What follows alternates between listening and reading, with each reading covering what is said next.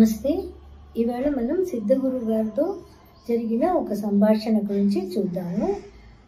అంటే మేము అడిగాము, దేవుడు అందరూ చాలా కోరికలు కోరుతూనే ఉంటారు, కానీ కొందరికి జరుగుతాయి, కొందరికి జరగదు. ఎందువల్ల? అసలు దేవుడికి పార్షియాలిటీ ఉండదు కదా, మరి కొందరికి మాత్రం అన్నీ అడిగింది జరిగిపోతాయి, కొందరికి జరగదు, ఎందువల్ల అని అడిగామన్నమాట. అప్పుడు ఆయన ఒక స్టోరీ రూపంలో చెప్పారు దీన్ని.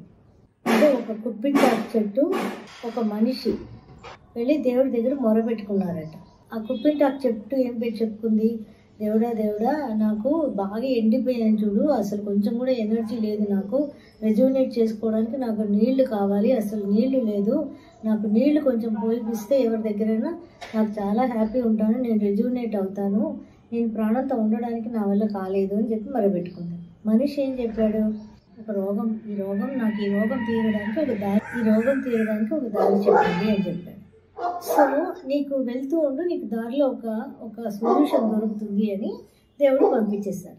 ఇద్దరిని పంపించేశారు. ఇద్దరు వెళ్ళాక కొద్ది రోజుల తర్వాత మళ్ళీ ఇద్దరు దేవుడి దగ్గర కనబడ్డారు. మళ్ళీ ఫస్ట్ కుప్పిటాకుని చూడగానే నీ సమస్య తీరిందా అని అడుగుతారు.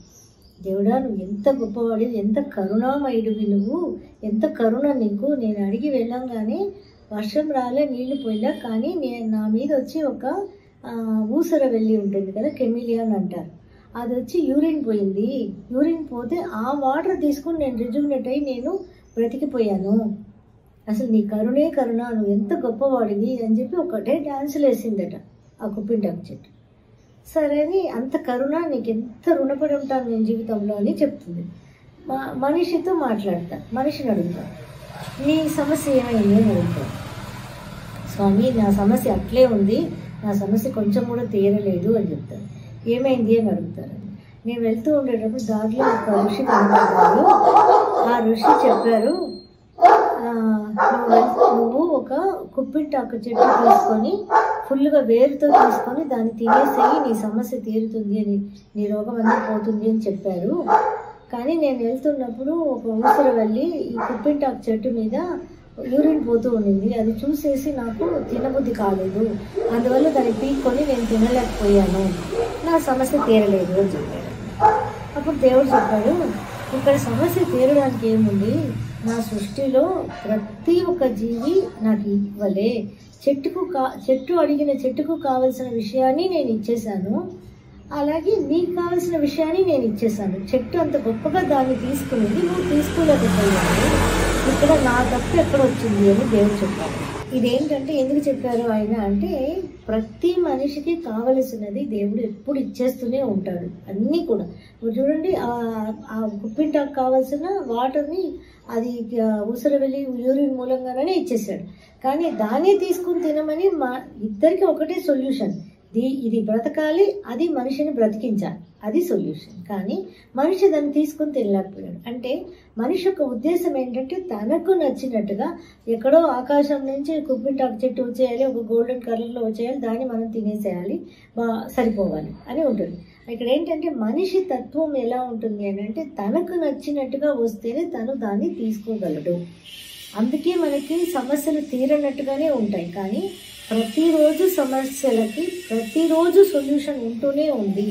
ఇది ఒక చిన్న ఎగ్జాంపుల్ మాత్రమే. మనం ప్రతిరోజు దేనికి చూసినా కూడా అన్నిటికీ కూడా సొల్యూషన్స్ అనేది మనకి డెఫినెట్గా మనకి జరిగిపోతూనే ఉన్నాయి, కానీ ఆ సొల్యూషన్ని మనం అర్థం చేసుకోవడంలోనే తేడా వస్తుంది అన్నది ఆయన చెప్పిన విషయం అన్నమాట. సృష్టిలో ప్రతి చిన్న జీవి, ఒక్క సెల్ ప్రాణి దగ్గర నుంచి ప్రతి జీవికి నేనే ప్రాణం పోస్తాను, ఆ ప్రాణాన్ని మళ్ళీ ఇంకో ప్రాణం పోయడానికి పంపిస్తాను. సో ప్రతిదానికి కూడా సొల్యూషన్ ఉంటూనే ఉంటుంది, కానీ మీకు ఎలా అనిపిస్తుంది అని అంటే, మీకు కావలసినట్టుగా ఆ సొల్యూషన్ కావాలి అనిపిస్తుంది, అందుకే మీకు సొల్యూషన్ లేదు అనిపిస్తుంది. అలా కానే కాదు, ఎప్పుడు కూడా జీవితంలో ఎంతమంది అడిగినా అందరికీ సొల్యూషన్ ఉంది, అడగకపోయినా సొల్యూషన్ ఉంది, మీరు దాన్ని సొల్యూషన్గా భావించట్లేదు, అది ఎందుకు ఇలా ఉంది అని అనుకుంటారు. నాకు నచ్చినట్టుగా, నాకు కావలసినట్టుగా లేదే అని మీరు ఫీల్ అవుతారు, అందుకే మీకు అది సొల్యూషన్ లాగా అనిపించట్లేదు అని మా సిద్ధగురు గారు చెప్పారు అన్నమాట. దేవుడు ఏది ఇస్తే దాన్నే సొల్యూషన్గా స్వీకరించి హ్యాపీగా ఎంజాయ్ చేస్తాయి. అందుకే అన్ని జీవరాశులు హ్యాపీగా ఉంటున్నాయి except human being. Human being మాత్రం తనకు కావలసిన దాంట్లోనే అలాగే ఉండాలని కోరుకుంటాడు. కాబట్టి ఈ రోజు వరకు కూడా హ్యూమన్ బీయింగ్ ఒక సాటిస్ఫాక్షన్ లేని లైఫ్ని జీవిస్తూనే ఉంటున్నాడు. ఎవ్రీ డే మన లైఫ్లో సమస్య వస్తుంది, సొల్యూషన్ వస్తుంది. దాన్ని మనం మనకు నచ్చినట్టుగా కావాలి అని లేకుండా దేవుడు ఇచ్చిన సొల్యూషన్గా మనం భావించుకొని తీసుకోగలిగితే మనకి అన్నిటికీ సొల్యూషన్ ఉంటుంది.